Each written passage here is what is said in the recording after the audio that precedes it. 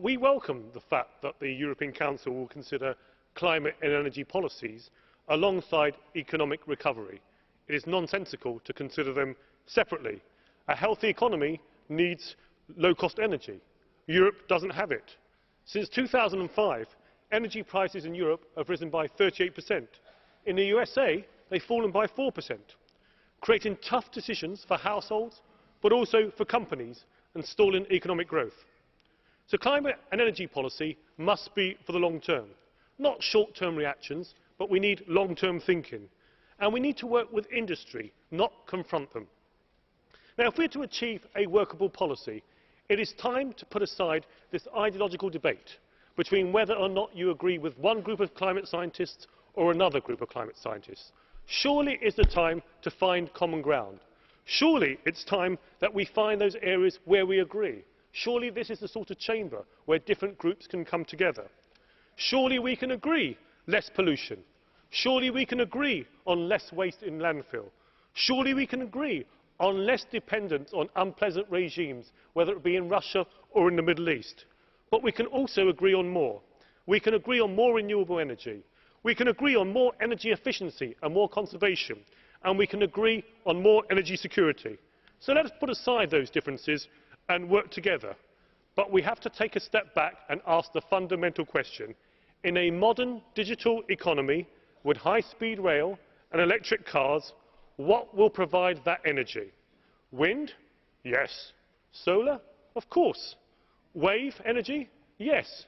But surely, is that enough? Therefore, the question, and my question particularly to my Green friends, is what fills the gaps? Some people will say nuclear, but the Greens say no. Some say clean coal, the Greens say no. Some say shale, but the Greens say no. So we have to answer this fundamental question. Blue card me if you have an answer.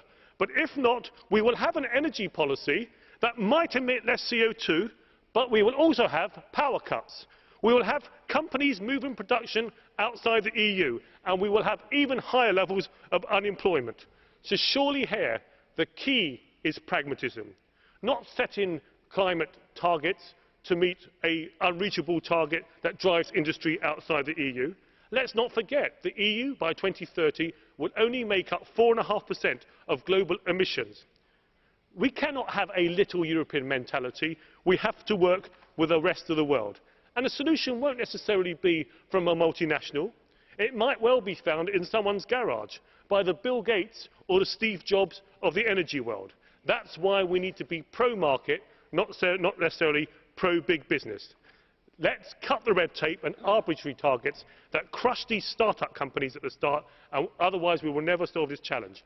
Time to reclaim the green agenda for those who believe that being green and pro-growth are two sides of the same coin. Thank you.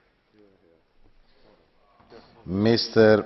Kamall, there is two blue cards from Green Group, but I think, do you want to answer? But I think it's possible to have only one because this is the head of the group. Sure. On doit dire quel surprise.